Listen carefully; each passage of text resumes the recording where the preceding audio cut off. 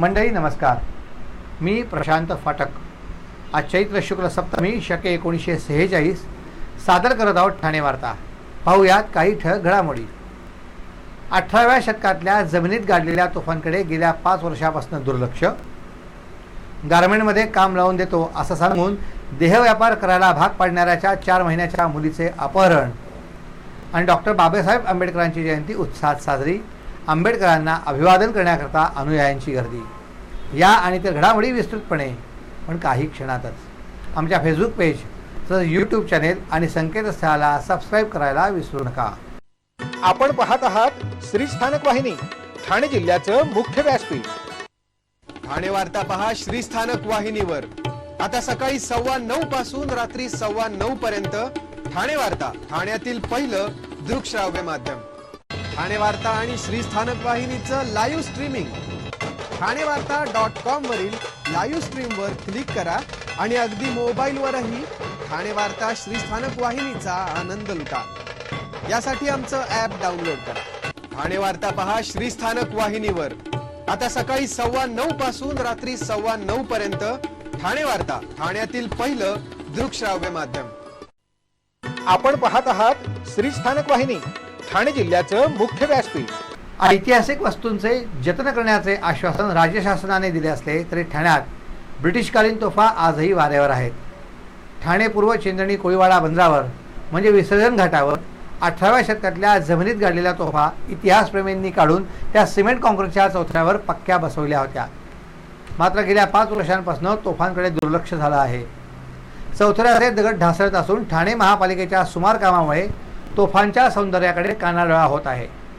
ठाणे पूर्व भागातल्या चिंचणी कोळीवाडा बंदरावर म्हणजे विसर्जन घाटावर हे तोफा बघायला मिळतात. गेली 250 वर्ष या तोफा उलट्या जमिनीत गाडल्या होत्या. मिनी चौपाटी म्हणून ओळखल्या जाणाऱ्या परिसरातल्या या दुर्लक्षित तोफा बघून सर्वांचा जीव हळहळत होता. परंतु तोफांना संजीवनी मिळावी म्हणून दुर्गवीर प्रतिष्ठान आणि चिंचणी कोळीवाडा जमात ट्रस्टने पुढाकार घेतला. पुरातत्व विभागाच्या परवानगीने 2019 मध्ये तोफा जमिनीबाहेर काढून ठाणे महापालिकेने बांधलेल्या चौथऱ्यावर ठेवल्या. पण तोफांच्या सुशोभीकरणाकडे दुर्लक्ष झाले आहे. दगडी चौथऱ्यावर एकूण 11 तोफा असून उघड्यावर पडलेल्या दिसतात. तोफा ऊन, वारा आणि पावसाचा मारा सहन करतायत. अशातच चौथऱ्याचे दगड निखून पडत आहेत. तोफा ज्या लाकडी स्टँडवर ठेवल्या होत्या त्यांची देखील पडझड झाली आहे. परिसरात वॉटरफ्रंट डेव्हलपमेंटची कोट्यावधी रुपयांची कामे झाली. मात्र या ऐतिहासिक तोफांच्या सुशोभीकरणाकडे पालिका कानाडोळा करण्यात असल्याचा आरोप ठाणेकर करताना दिसतात. शहराच्या मध्यवर्तील भागातला सेंट्रल जेल हा पूर्वीचा भुईकोट किल्ला म्हणून प्रसिद्ध आहे. पोर्तुगीजांनी समुद्रकिनाऱ्यांचे महत्त्व ओळखून 1730 ते 1737 मध्ये हा किल्ला बांधला. दरम्यानच्या काळात हा किल्ला अर्धवट स्थितीमध्ये असताना पोर्तुगीजांकडून मराठ्यांनी हा किल्ला जिंकून घेतला. पुढे 18व्या शतकात हा किल्ला ब्रिटिशांच्या ताब्यात गेला. त्या काळात 25 ते 40 तोफा सुरक्षेसाठी आणल्या होत्या. जलमार्गाने येणाऱ्या शत्रूला रोखण्याकरता तोफांचा वापर करावयाचा होता. पुढे ब्रिटिशांच्या राजवटीत डोंगर आणि सागरी युद्ध मागे पडून मैदानी युद्ध मोठ्या प्रमाणात सुरू झाले. त्यामुळे किल्ल्यांच्या सुरक्षेसाठी आणलेल्या तोफा अखेर बंदरावर ठेवण्यात आल्या. पुढे या तोफांचा उपयोग जहाजे बांधण्याकरता झाला असल्याचे स्थानिक रहिवासी श्री आनंद कोळी म्हणाले. चौथऱ्यावर बसविलेल्या तोफा आजही इतिहासाची साक्ष देतात. परंतु सरकारी यंत्रांच्या सुस्त कारभाराची प्रचिती बघायला मिळते. कोट्यवधींची स्मार्ट सिटीची कामे सुरू आहेत. परंतु या जुन्या ठेव्याचे जतन करण्याकरता फारसा प्रतिसाद मिळत नाही. या ठिकाणी तोफांची माहिती आणि ती सुरक्षित दृष्टीने ठेवणे अत्यंत गरजेचे आहे. संजय राऊत यांचं मानसिक संतुलन दिवसेंदिवस बिघडत असल्याची टीका श्रीकांत शिंदे यांनी केली आहे. श्रीकांत शिंदे फाउंडेशनची चौकशी करण्याची मागणी त्यांनी एका पत्राद्वारे पंतप्रधानांकडे केली आहे. त्यावर प्रतिक्रिया व्यक्त करताना डॉक्टर श्रीकांत शिंदे यांनी ही टीका केली. फाउंडेशनच्या माध्यमातून जी चांगली कामे झाली आहे तेही पत्रातून लिहिण्याचं काम राऊत यांनी केलं. त्याबद्दल श्रीकांत शिंदे यांनी त्यांचे आभार व्यक्त केले. संजय राऊत यांनी पंतप्रधान नरेंद्र मोदींना पत्र लिहिलं आहे. यावरून त्यांचा नरेंद्र मोदींवरचा विश्वास वाढल्याचा दिसत आहे. खिचडी घोटाळ्याचे पैसे त्यांच्या खात्यात जमा झाले आहेत. त्यातून त्यांनी कोणाला मदत केली आहे का? जे पत्राच्या घरात राहतात त्यांनी दुसऱ्यांना पत्र लिहू नये. महाराष्ट्र आणि देश बघतो आहे. संजय राऊत त्यांचं मानसिक संतुलन दिवसेंदिवस बिघडत आहे. त्यांनी चांगलं रुग्णालय बघून उपचार करून घ्यावेत असा सल्लाही डॉक्टर श्रीकांत शिंदे यांनी दिला आहे. कल्याण सुभाष चौक परिसरातली कमान पडलीच असती, पण पोलिसांनी घट्ट पकडून धरली आणि मोठा अनर्थ टळला. डॉक्टर बाबासाहेब आंबेडकर जयंतीनिमित्त सुभाष चौक परिसरात भली मोठी कमान लावण्यात आली होती. सायंकाळच्या सुमारास ही कमान हलू लागल्याने पोलिसांनी तत्काळ प्रसंगावधान राखत कमानीच्या दिशेने धाव घेतली आणि ही कमान घट्ट पकडून ठेवली. भर रहदारीच्या रस्त्यात ही कमान जर पडली असती तर मोठा अनर्थ घडला असता. मात्र पोलिसांच्या प्रसंगावधानामुळे हा अनर्थ टळला. याबाबत महापालिकेच्या कर्मचाऱ्यांना माहिती देण्यात आली. सध्या ही कमान काढण्याचं काम सुरू आहे. दरम्यान सण उत्सवाच्या दरम्यान स्वागत शुभेच्छा देण्याकरता भर रस्त्यात मोठ्या कमानी लावल्या जातात. मात्र सुरक्षिततेचे कोणतीही उपाययोजना केली जात नाही. त्यामुळे अनेकदा दुर्घटना घडतात. कल्याण या ऐतिहासिक नगरीत पारनाका येथे श्रीरामजी देवस्थान अंतर्गत श्रीराम मंदिर आहे. हे पुरातन मंदिर असून हे शिवकालीन असल्याचं म्हटलं जातं. दरवर्षी या मंदिरात चैत्र शुक्ल प्रतिपदा अर्थात गुढीपाडव्यापासून रामनवमीपर्यंत श्रीराम जन्मोत्सव साजरा केला जातो. या 9 दिवसात पूजा, भजन, स्तोत्रपठण आणि प्रवचन असे कार्यक्रम होतात. एकादशीला पालखी आणि मिरवणूक निघत असते. याही वर्षी श्रीराममूर्तीकरता केलेली द्राक्षांची आरास ही भक्तांसाठी खास आकर्षण ठरत आहे. या विविध कार्यक्रमांचा श्रीराम भक्तांनी लाभ घ्यावा असे आवाहन श्रीरामजी देवस्थानातर्फे करण्यात आले आहे. यापुढील घडामोडी एका छोट्याशा ब्रेकनंतर कुठेही जाऊ नका. पाहत राहा फक्त ठाणे वार्ता. सर्व नागरिकांना आवाहन करण्यात येत आहे की सध्या डासांमार्फत पसरणाऱ्या डेंग्यू या आजाराचा प्रसार रोखण्यासाठी प्रत्येकाने पुढील प्रमाणे कार्यवाही करावी. डेंग्यू आजार एडिस इजिप्ती हा डास चावल्याने होतो. या डासांची पैदास साचलेल्या किंवा साचवलेल्या स्वच्छ पाण्यामध्ये होते. 8 दिवसांपेक्षा जास्त दिवस पाणी उघडे व साचून राहिल्यास त्यात डास अंडी घालतात. अंड्यांच्या अळ्या तयार होऊन पुढे डास तयार होतात. यासाठी आपल्या घरातील पाणी साठे उदाहरणार्थ बॅरल्स, पिंपे, टाक्या, हौद, रांजणे इत्यादी दर आठवड्याला रिकामे करून घासून पुसून कोरडे करून पुन्हा भरावे. 1 दिवस कोरडा दिवस म्हणून पाळावा. पाणी साठ्यांना घट्ट झाकणे बसवावीत किंवा जुनी साडी, चादर, धोतर यांनी बांधून झाकून ठेवावीत. म्हणजे डास त्यात जाऊन अंडी घालणार नाहीत. घराच्या गच्चीवर, आजूबाजूला, अंगणात कोठेही पाणी साचू देऊ नये. भंगार सामान उघड्यावर टाकू नये. उदाहरणार्थ टायर्स, प्लास्टिक सामान, कुंड्या, टाकाऊ वस्तू इत्यादी. अशा सामानात पावसाचे पाणी साठून त्यात डेंग्यूच्या डासांची पैदास होते. घरातील कूलर्स, फ्रीजच्या पाठीमागील ट्रे हे देखील वेळोवेळी कोरडे करावेत. लक्षात ठेवा, नुसत्या फवारणीने डास घनता कमी होत नाही, तर त्यासाठी डास पैदास ठिकाणे नष्ट करणे ही आपल्या सर्वांची जबाबदारी आहे. कोणताही ताप अंगावर न काढता जवळच्या शासकीय रुग्णालयात मोफत औषधोपचार घ्या. अशा प्रकारे नागरिकांनी सहकार्य केल्यास डेंग्यूचा प्रसार रोखणे सहज शक्य आहे. मंडळी, ब्रेकनंतर आपलं पुन्हा एकदा स्वागत. 4 महिन्यांच्या चिमुकलीला अपहरण झालं. माहिती मिळाली की घरात काम करणाऱ्या एका अल्पवयीन मुलीने या मुलीचे अपहरण केले आहे. डोंबिवलीतल्या मानपाडा पोलिसांनी आरोपी अल्पवयीन मुलीला ताब्यात घेत 4 महिन्याच्या चिमुकलीची सुटका केली. मात्र जेव्हा अल्पवयीन मुलीने त्या 4 महिन्याच्या मुलीचे अपहरण का केले याचा खुलासा केला, त्यानंतर पोलीस देखील हैराण झाले. 2 महिन्यांपूर्वी मुलीच्या वडिलांनी गारमेंटमध्ये काम लावून देण्याच्या नावाखाली अल्पवयीन मुलगी, तिची आई आणि मावशीला बांगलादेशहून डोंबिवलीला आणले आणि त्या अल्पवयीन मुलीला वेश्या व्यवसाय करायला भाग पाडले. एवढेच नाही तर त्या अल्पवयीन मुलीला त्याच्या आई आणि मावशीला तो भेटू देत नव्हता. त्याचा राग काढण्याकरता या अल्पवयीन मुलीने त्या 4 महिन्याच्या मुलीचं अपहरण केलं होतं.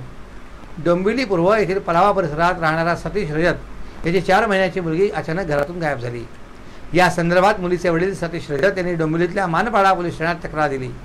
कल्याणचे DCP सचिन गुंजा, SCP सुनील कुऱ्हाडे यांच्या मार्गदर्शनाखाली मानपाडा पोलीस स्टेशनचे वरिष्ठ पोलीस निरीक्षक विजय काधवाने यांच्या नेतृत्वात मुलीचा शोध सुरू झाला. पोलिसांना माहिती मिळाली की सतीशच्या घरात काम करणारी मोलकरीण यांनी 4 महिन्याच्या मुलीचे अपहरण केले आहे. मानपाडा पोलिसांनी मोलकरणीला शोधून काढले. ती अल्पवयीन होती. तिला ताब्यात घेत 4 महिन्याच्या मुलीला तिच्या आईच्या ताब्यात दिले. पोलिसांनी पुढील तपास सुरू केला. मात्र जेव्हा पोलिसांनी त्या अल्पवयीन मुलीला विचारले की तिने 4 महिन्याच्या मुलीचे अपहरण का केले, त्या उत्तराने ते पोलीस देखील हैराण झाले. अल्पवयीन मुलगी बांगलादेशी आहे. 4 महिन्याच्या मुलीचे वडील सतीश रजक यांनी 2 महिन्यापूर्वी या अल्पवयीन मुलीला आणि तिच्या आईला आणि मावशीला हे सांगून डोंबिवलीत आणले की तो त्यांना एका गारमेंट कंपनीमध्ये कामाला लावणार आहे. परंतु सतीश यांनी असे न करता त्या अल्पवयीन मुलीला देहव्यापार करायला भाग पडले. 2 महिन्यांपासून ही अल्पवयीन मुलगी देहव्यवसायाच्या धंद्यात काम करत होती. एवढेच नाही तर सतीश तिच्याकडनं घरकाम देखील करून घेत होता. या मुलीला आई आणि मावशी यांना भेटू देत नव्हता. याचा राग काढण्याकरता पीडित अल्पवयीन मुलीने सतीशच्या 4 महिन्याच्या मुलीचे अपहरण केले होते. या पीडित अल्पवयीन मुलीला बांगला सोडून कोणतीही भाषा येत नाही. या प्रकरणात मानपाडा पोलिसांनी सतीश रजत आणि त्याचा चुलत भाऊ सचिन रजत या दोघांना बेड्या ठोकल्या आहेत. महिलेला उल्हासनगर येथील बालसुधागृहात या ठिकाणी पाठवण्यात आले आहे. पुढील तपास सुरू आहे. अग्निशमन दिनाच्या निमित्ताने ठाणे महापालिकेच्या अग्निशमन दलाने सेवा सप्ताह आयोजित केला आहे. या सप्ताहाचा आरंभ शहीद जवानांना श्रद्धांजली वाहून करण्यात आला. त्या निमित्ताने ठाणे महापालिकेचे अतिरिक्त आयुक्त संदीप माळवी आणि अतिरिक्त आयुक्त प्रशांत रोडे यांनी बाळकूप अग्निशमन केंद्र येथे शहीद स्तंभाला अभिवादन केले. याचवेळी महाराष्ट्र फायर सर्व्हिस असोसिएशनच्या देणगी पेढीचे उद्घाटन मान्यवरांच्या हस्ते करण्यात आले. मुंबई बंदरात 14 एप्रिल 1944 रोजी लागलेल्या आगीत अग्निशमन दलाचे काही जवान शहीद झाले होते. त्यांच्या स्मरणार्थ अग्निशमन दिन साजरा केला जातो. त्यानिमित्त 14 एप्रिल ते 21 एप्रिल या काळात ठाणे अग्निशमन दलातर्फे शहरभर विविध कार्यक्रमांचे आयोजन करण्यात आले आहे. त्यात विविध आस्थापना सोसायटी येथे अग्निसुरक्षतेबाबतची प्रात्यक्षिके करण्यात येतील. शिका, संघटित व्हा आणि संघर्ष करा हा मूलमंत्र देणाऱ्या महामानव भारतरत्न डॉक्टर बाबासाहेब आंबेडकरांची 133वी जयंती सर्वत्र उत्साहात साजरी करण्यात आली. यानिमित्त ठिकठिकाणी विविध कार्यक्रमांचं आयोजन करण्यात आलं होतं. यंदाची आंबेडकर जयंती साजरी करण्यात आंबेडकर अनुयायांमध्ये मोठा उत्साह होता. त्यामुळे यंदा फटाके बँडच्या दरात आंबेडकर जयंती साजरी करण्यात आली. काल रात्री जिल्हाधिकारी कार्यालयासमोर असलेल्या डॉक्टर बाबासाहेब आंबेडकर यांच्या पूर्णाकृती पुतळ्यासमोर त्यांना अभिवादन करण्याकरता आंबेडकर अनुयायांनी मोठी गर्दी केली होती. डॉक्टर बाबासाहेब आंबेडकरांना पुष्पहार अर्पण केल्यानंतर आंबेडकर अनुयायांनी जय भीमचा एकच जल्लोष केला. अनेकांनी मेणबत्त्या पेटवून बाबासाहेबांप्रती आपल्या भावना व्यक्त केल्या. बाबासाहेब आंबेडकर यांच्या जयंतीनिमित्त जिल्हा परिषदेत बाबासाहेबांच्या प्रतिमेस पुष्पहार अर्पण करून त्यांना अभिवादन करण्यात आले. ठाणे महापालिकेतर्फेही डॉक्टर बाबासाहेब आंबेडकर यांची 133वी जयंती मोठ्या उत्साहात साजरी करण्यात आली. आंबेडकर जयंतीनिमित्त एक भव्य मिरवणूकही काढण्यात आली होती. ढोल, ताशा, बँडच्या गजरात ही मिरवणूक काढण्यात आली. मर्दानी खेळ, ढोल, ताशे, बँड पथक आणि लेझिमच्या गजरात ही मिरवणूक संपूर्ण शहरभर फिरत होती. ठाणे रेल्वे स्थानकाजवळील बाबासाहेब आंबेडकर यांच्या पुतळ्याजवळ ही मिरवणूक विसर्जित झाली. आपण पाहत आहात श्री स्थानक वाहिनी, ठाणे जिल्ह्याचं मुख्य व्यासपीठ. ठाणे वार्ता पहा श्री स्थानक वाहिनीवर. आता सकाळी 9:15 पासून रात्री 9:15 पर्यंत ठाणे वार्ता, ठाण्यातील पहिलं दृकश्राव्य माध्यम.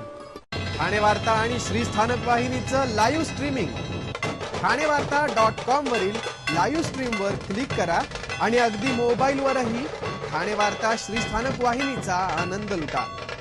यासाठी आमचं ॲप डाउनलोड करा. ठाणे वार्ता पहा श्री स्थानक वाहिनीवर. आता सकाळी 9:15 पासून रात्री 9:15 पर्यंत ठाणे वार्ता, ठाण्यातील पहिलं दृकश्राव्य माध्यम. आपण पाहत आहात श्री स्थानक वाहिनी, ठाणे जिल्ह्याचं मुख्य व्यासपीठ. आपण आपले कार्यक्रम अथवा बातम्या आम्हाला ठाणेवार्ता@gmail.com या आमच्या ईमेलवर पुन्हा कळू शकता. ठळक घडामोडी शेवटी पुन्हा एकदा. 18व्या शतकातल्या जमिनीत गाडलेल्या तोफांकडे गेल्या 5 वर्षांपासून दुर्लक्ष. गारमेंटमध्ये काम लावून देतो असं सांगून देहव्यापार करार भाग पाडणाऱ्याच्या 4 महिन्याच्या मुलीचे अपहरण आणि डॉक्टर बाबासाहेब आंबेडकरांची जयंती उत्साहात साजरी. आंबेडकरांना अभिवादन करण्याकरता अनुयायांची गर्दी. या होत्या ठाणे वार्ता. आपली एखादी बातमी बघायची राहून गेल्यास आपण आमच्या ठाणेवार्ता.in या संकेतस्थळाला किंवा फेसबुक पेज तसंच यूट्यूब चॅनलला अवश्य भेट द्या. तर पुन्हा भेटू पुढील बातमीपत्रात फक्त श्री स्थानक वाहिनीवर. धन्यवाद.